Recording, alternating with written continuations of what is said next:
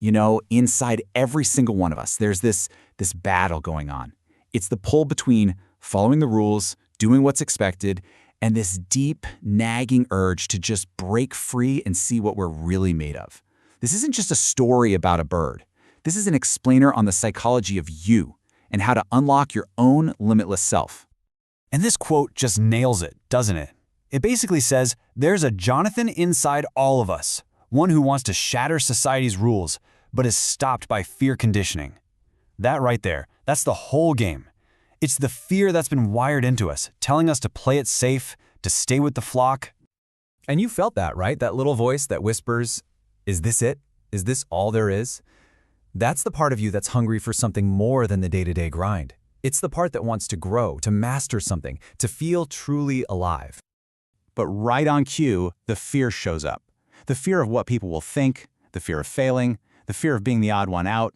And listen, this isn't just you being weak. It's a powerful psychological wall that society itself helps build to keep things orderly. So what happens when you finally decide to face that fear, to climb that wall?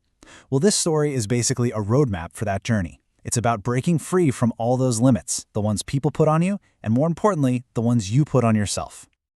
All right, Section 1, the rebel's calling. So where does a journey like this even begin? It all starts with that internal spark, that drive that tells you to fly in a different direction. Okay, look at this, because this is the absolute core of it all. Why do we do what we do? For the flock, it's simple. Fly to get food. It's a means to an end. That's what we call extrinsic motivation. But Jonathan? He flies for the love of flying, for the sheer joy of it.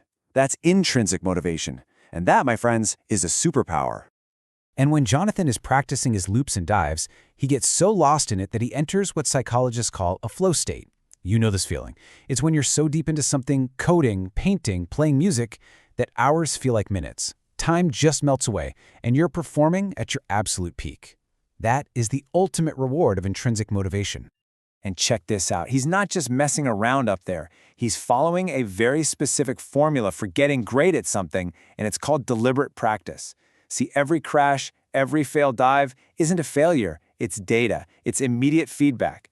He sets a goal, focuses like a laser, learns from the mistake, and tries again, but better. This is the secret sauce for expertise in absolutely any field. But yeah, following your passion and breaking the rules, it almost always comes with a cost. Which brings us to our next section, the pain of exile. So, for daring to be exceptional, for choosing passion over just fitting in, what's his reward? He's shamed, publicly, and then he's cast out, banished to live a life completely alone. It's brutal. So why are they so harsh? It's a classic case of what we call groupthink. The flock isn't necessarily evil, it's a system trying to protect itself. It values stability and conformity above everything. So when someone like Jonathan comes along and challenges the way things are done, he's not seen as an innovator, he's seen as a threat. And this part is just fascinating. The pain Jonathan feels, it's not just in his head. Scientists have actually shown that our brains register social rejection in the exact same areas that process physical pain. Being kicked out of the group literally hurts, like a punch to the gut. It's an ancient survival wire in our brains screaming danger. But exile is not the end of the story, not even close. It's actually the doorway to a massive transformation. This is where Jonathan discovers a whole new level of existence, a higher plane of mind. So after being cast out, he finds this other world filled with seagulls just like him, all dedicated to mastering flight. This is a perfect metaphor for what the psychologist Abraham Maslow called self-actualization. It's that highest level on the hierarchy of needs, where you finally start becoming the person you were always capable of being. And it's here that he meets his mentor, Chang, who drops the single most important lesson of the entire story on him. He says, the real limits aren't your wingspan or your speed. The real limits are the beliefs you hold in your mind.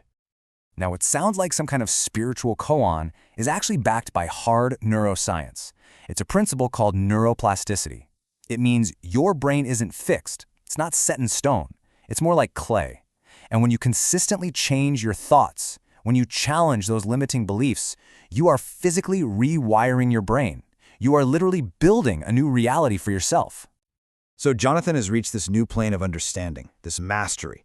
But the hero's journey is never really complete until you go back home. And that brings us to Section 4, the Master's Return. He goes back to the very same flock that threw him out. But here's the beautiful part. He's not there for revenge. He's not there to say, I told you so. He returns to teach, to share what he's learned. And in that moment, he completes his transformation. He becomes the mentor. And how does he teach? It's a perfect illustration of social learning theory. The young Gauls, the curious ones, they see him, they watch what he can do, and they start to copy him. He doesn't just give them a lecture, he shows them what's possible. And that's how we all learn best, by seeing someone else do the impossible. Which brings us to the final and, let's be honest, the most important part of all of this. How do we take these lessons and apply them to our own lives? How do we unlock our inner Jonathan? There's this incredible moment when his student, Fletcher, smashes into a cliff and thinks he's dead. Jonathan tells him that the cliff can't hurt his true self, and in that instant, Fletcher's self-efficacy, which is just a fancy term for his belief in his own ability, it skyrockets. He gets it. He realizes he is more than his body, more than his mistakes. He believes he can fly through a cliff, and so he does. So when you boil it all down, this whole story is giving us a psychological toolkit. And here's what's in it. 1. Fear is just software, and you can rewrite the code. 2. Your mindset, not your situation, draws the boundaries of your world. 3. Self-actualization isn't some far-off dream, it's your destiny. And 4, the big one, what you believe is what you become, period. And in the end, it all comes down to this one simple, massive idea. Become who you are. Stop trying to be a copy of someone else. The whole journey is about shedding the layers of fear and doubt to finally let the real you emerge. And that's what I want to leave you with. After all of this, after seeing this journey from fear to freedom, what's the first rule you're going to question? What's the first limit you're going to push? What's the first thing you're going to do to become a little more like Jonathan?